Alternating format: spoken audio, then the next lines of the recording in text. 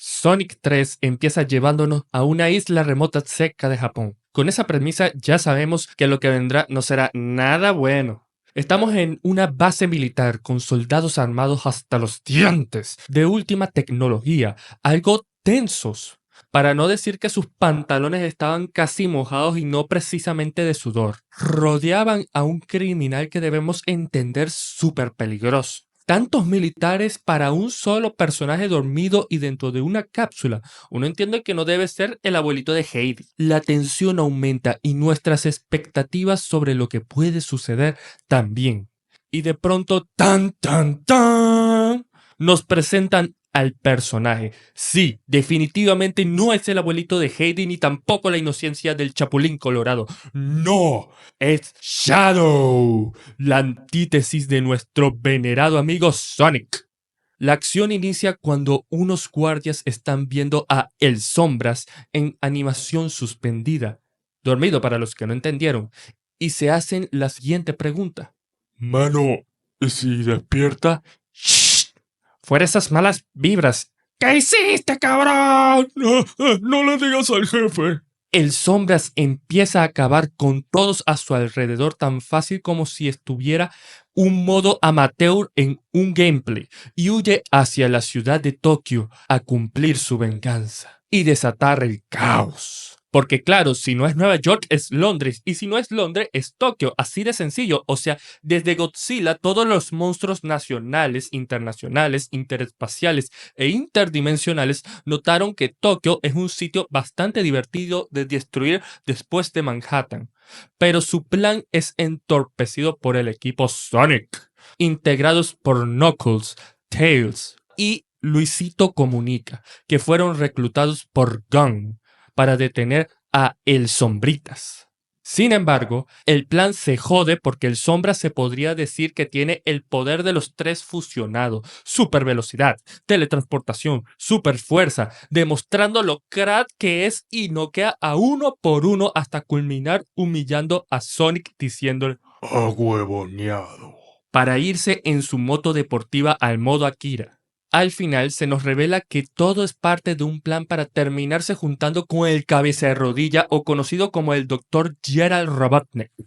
Y así juntos cumplir su venganza para acabar con el planeta Tierra. Sí, a lo Darth Vader con su versión personalizada de la Estrella de la Muerte. Pero Sonic no lo permitirá, ya que se juntará con su némesis, su archienemigo, el cabeza de huevo, Ivo Robotnik, para detenerlo, quien es nieto del Dr. Gerald. Sin embargo, la pregunta aquí es, ¿cuál es la venganza del Sombras? Pues muy sencillo. Viajemos al pasado, 50 años antes. Cayó un meteorito del cielo y los humanos, al notar que no era Superman quien estaba dentro, aplicaron la de Megamente y encerraron al Sombritas para estudiarlo, ya que era un alienígena con mucho potencial. ¿Qué manía tenemos los humanos con las ranitas, ratones y erizos dentro de los laboratorios? ¿No lo creen? Y el encargado del proyecto era el cabeza de rodilla. Pero no todo era malo, ya que nos presentan a María, la nieta del doctor, quien fue la primera persona en mostrarle lo que era el amor, la amistad, al estilo de la película La forma del agua, pero sin vainas raras, ¿eh? Hasta que al Sombras le arrebataron su amor y con ello su inocencia. La niña, pues... sí, murió. Y la bondad del Sombra se fue para el caño, a lo John Wick, cabrón. Excelente tu premisa, Cristian. Como Gracias. siempre, excelente. Mira, quería preguntarte qué te pareció la historia de Sonic 3. ¿Te gustó? ¿Qué nos puedes comentar?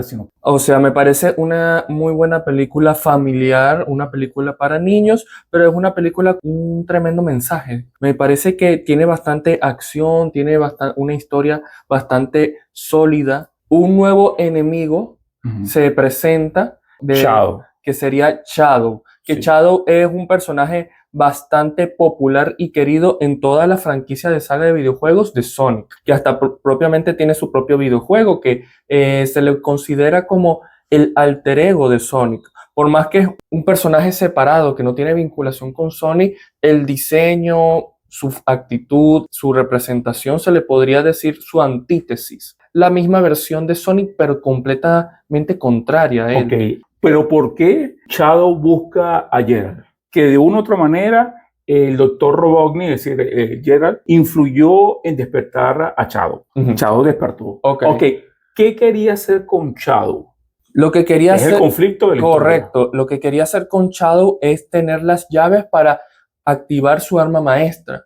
Y esa arma maestra con las llaves. ¿Cuántas llaves eran? Son 2 tarjetas. Ellos tenían las 2 llaves. Uno lo tenía el general y otro estaba guardado en la bóveda de máxima seguridad dentro de las instalaciones. Que Robotnik junto con Shadow querían entre ambos juntar, digamos, sus capacidades. Shadow con sus capacidades físicas, energéticas y Robotnik con su intelecto para activar la superarma que ellos tenían.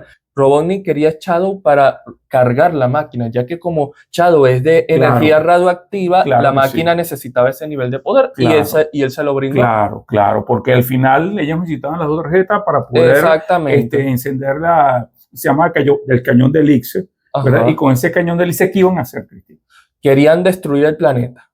Wow, o sea, era cualquier cosa.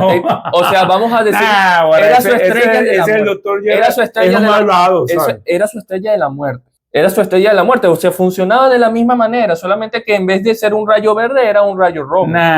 Ese doctor Geralt, para que ustedes vean, el doctor Geralt era bien malvado, ¿no? Ni siquiera se atrevía el más malo de todos los malos en Avengers.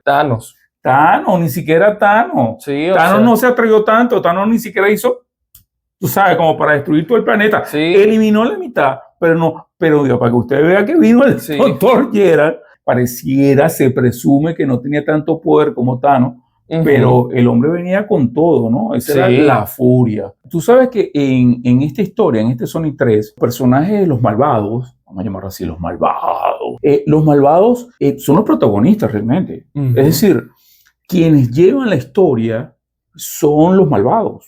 Sí, principalmente diría que es lo que hacen las planificaciones y las estrategias que maneja el doctor Geralt. Y por supuesto lo secunda Shadow. La importancia de Shadow dentro de estos alienígenas, como lo llaman, estos personajes, date cuenta que tienen mucho más fuerza, me pareció a mí, el personaje de Shadow que el personaje del propio Sonic. Sonic se movía y estaba un poco supeditado a lo que hacía o no hacía Shadow dentro de la historia.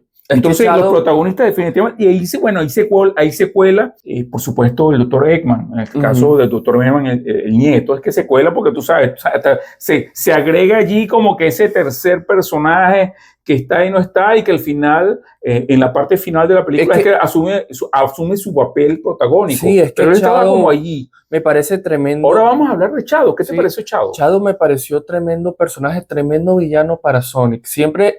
Bueno, no he jugado todos los juegos de Sonic, pero creo que siempre lo han representado de esa forma. Claro, Eggman es como el archienemigo de Sonic, o sea, es un villano recurrente en las aventuras de Sonic. Sin embargo, Shadow es un antagonista, antítesis, una representación del alter ego de todo lo contrario de lo que Sonic representa. Y en este caso, el héroe se mueve de las acciones del villano y siempre Shadow coloca al límite al Sonic tanto en sus decisiones como en sus acciones en particular. Sí, lo lleva al extremo. También es siempre así lo tiene lleva que recurrir a romper sus propios códigos, que es ir a utilizar la esmeralda. Correcto. ¿Verdad? Porque ellos no querían utilizarlo. Eso lo llevó Shadow. Creo que el personaje de Shadow tiene bastante fuerza, ¿sabes? A mí me encantó. De verdad que se comió el show. Por encima de la propia actuación de Jim Carrey, te lo digo. Es decir, a nivel de fuerza, tú mides la fuerza, como ya comentamos hace un momento, el doctor Geralt es el que mueve porque es el estratega. Claro. Y es el que va diciendo lo que se va a hacer o lo que no se va a hacer. Eso no lo hace Shadow. Pero la presencia de Shadow, el trabajo de cómo construyeron a Shadow, tiene mucha fuerza y tiene mucho carisma, tanto cuando hace aquella persona resentida que busca la venganza de las cosas que suceden cuando él cambia y él reflexiona y rectifica. También vemos a un Shadow que llega. El personaje llega como aquel que trata de conecta con la audiencia, conecta con los... O sea, representa un sentimiento muy universal que todo el mundo siente y logra conectar, y por eso es un personaje que se podría decir que todo el mundo le tiene, por así decirlo, aprecio y todo el Sí. mundo le estaba con una emoción. Sí. Yo diría que antes de que se estrenara la película, o hasta yo me atrevería a decir desde que dijeron que van a estrenar Sonic 1, estaba la emoción y la expectativa de que mostraran cómo iba a ser Shadow. Que tan es así que poco hemos hablado de Sonic. Sí, Porque el Sony es el mismo Sony de siempre. claro, El Sony con ideales, el Sony Por con valores, el Sony que al final, por supuesto, lucha a favor de los menos favorecidos, por supuesto. lucha a favor de la humanidad. ¿Fue la parte de la historia que más te llegó? ¿O te puso sensible? ¿O te agradó? ¿Te gustó? ¿Te conmovió? ¿Te hizo pensar cosas? ¿Cuál fue esa parte de la historia que más te llamó la atención? Me gustó Sí. el hecho de el mensaje que al final da Sonic, que técnicamente arrebata todo planteamiento de cualquier película referente a lo que es la venganza, que sería ¿cuál? Cuando ellos están en la luna y Sonic está a punto de acabar a Shadow de un solo tanganazo y al final se retiene y decide no hacerlo y Shadow, extrañado, le pregunta por qué no lo hizo. Si tenía la oportunidad, si él ya estaba derrotado, o sea, ¿por qué no terminó de acabar con él? Y el Sony le responde que con la venganza nunca nadie gana. Exactamente. Y eso fue el punto se podría decir, de inflexión de Shadow. O sea, ya Sí. su paradigma cambia con respecto a lo que lo mueve, lo que lo hacía cometer las acciones y el conflicto que generaba en toda la historia y la resolución de la misma. Sí, mira, yo estoy de acuerdo contigo. Yo creo que esta es una película, como tú dijiste al comienzo, esta es una película familiar y es para toda la familia.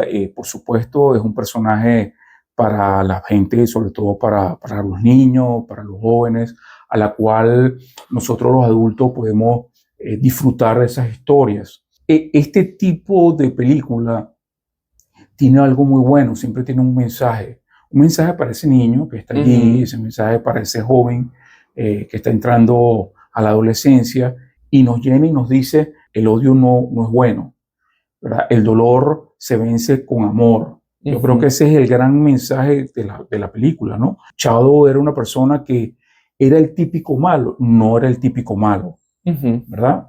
Shadow no era, cuando Shadow llega al planeta, Shadow no llegó lleno de dolor, lleno de resentimiento. No tenía un grupo familiar, no tenía un grupo social.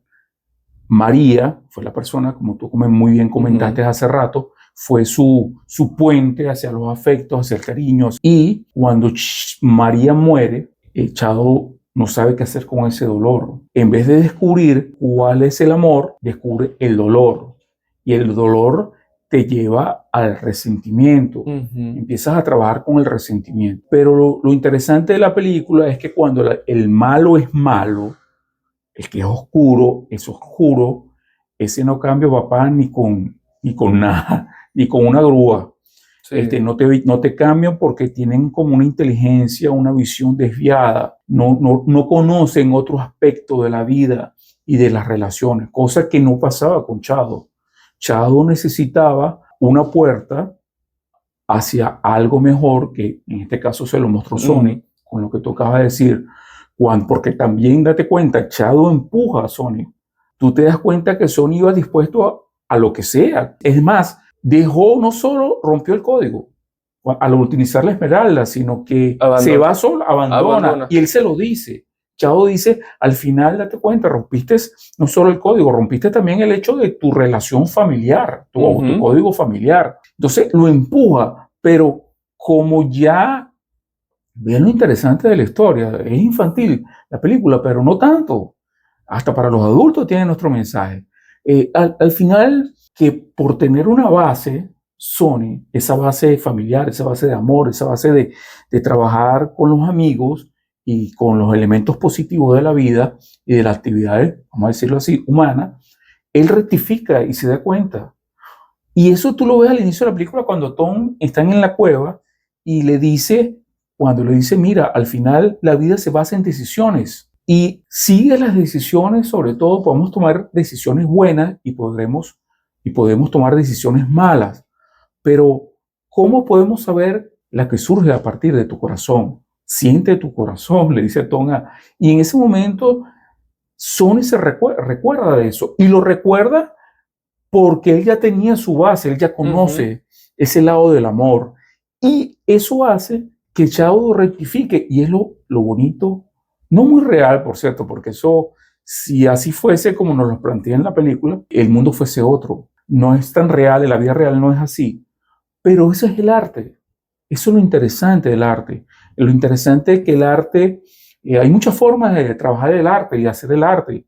Este séptimo arte nos plantea eso, es decir, el hecho de que utilizamos el arte para llevarnos un mensaje de que podemos cambiar. Es decir, hay cosas y actividades humanas que nos pueden llevar al dolor, pero podemos rectificar, podemos elegir. Siempre vamos a poder decidir si hacer y actuar de la mejor manera o nos podemos llevar por nuestra parte resentida. Es interesante lo que plantea la película con todas sus animaciones, porque también tiene su parte y sus elementos de acción, enfrentamientos, de batalla, lucha, todo lo que hay siempre en este tipo de películas. La historia no es original. Ya sabemos, como tú acabas de decir, que es la típica historia, tú sabes, de la venganza, es la típica historia de cuando actuamos a través del resentimiento. De eso está lleno la historia del cine. Bueno, yo me atrevería a decir que otra referencia que yo diría que es la más ejemplar que se inspiró Sonic 3 es en Spider-Man 3. Sí. La de Tobey Maguire, porque también maneja el tema del alter ego, la venganza, el resentimiento, hasta el mismo de que el villano que mueve las acciones está haciendo todo por su hija que, bueno, en Spider-Man 3 está moribunda, mientras que en Sonic 3 ya está muerta. Las emociones fuertes que maneja un familiar hacia la pérdida los mueve a cometer acciones cuestionables, lo cual lleva al héroe a replantearse todos sus ideales y todo lo que maneja. Entonces, y también maneja, bueno, que Sony es una persona de colores brillantes mientras que está peleando con una versión de sí misma con colores opacos. Entonces, sí se podría decir que tiene muchas características similares. ¿Por qué viene el comentario? Porque yo prefiero una historia repetida como el de Sony, de la venganza y después tú sabes la rectificación, pero al final te deja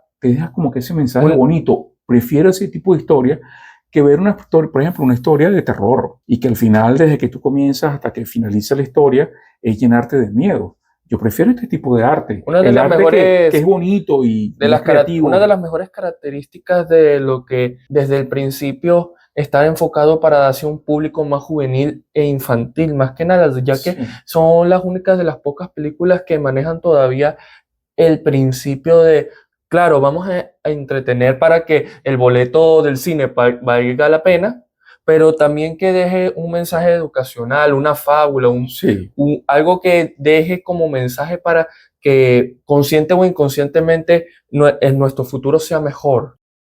Sonic 3 es la tercera entrega de la saga del erizo más querido por la gente. Hace una introspección del protagonista a través de su antagónico. Vemos cómo Sonic terminaría aplicando sus valores, experiencias y enseñanzas adquiridas en su vida y la utilizaría para tomar las decisiones correctas a partir de lo que dicta su corazón. Mientras, personajes antagonistas y queridos como el Dr. Eggman encontraría su arco de redención para descubrir que no todo lo que creía anhelar era lo correcto o lo que necesitaban en su vida en realidad.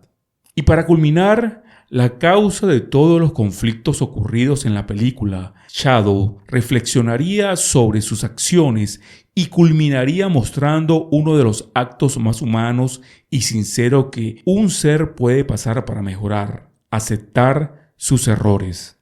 No necesitamos regirnos por el dolor de nuestro pasado para guiar nuestras decisiones en el presente y así determinar nuestro futuro. A veces solamente hay que aceptar que los eventos ocurren, ya sea para bien o para mal. Se debe aprender a vivir con ellos, superarlo en la medida de lo posible y ser mejores gracias al aprendizaje que nos terminan dejando. Si pudiera decir en una palabra cuál es el valor que nos deja la película de Sonic 3 después de todo esto, claramente sería el discernimiento. Y eso es lo que diferencia entre los héroes Sony y Eggman al final de la película, y los villanos Shadow al inicio y el Dr. Gerald Robotnik al final, y cómo debemos aprender a utilizarlo en cada decisión que tomamos. Y por supuesto, uno de los grandes mensajes de Sonic 3 es el amor por encima del dolor.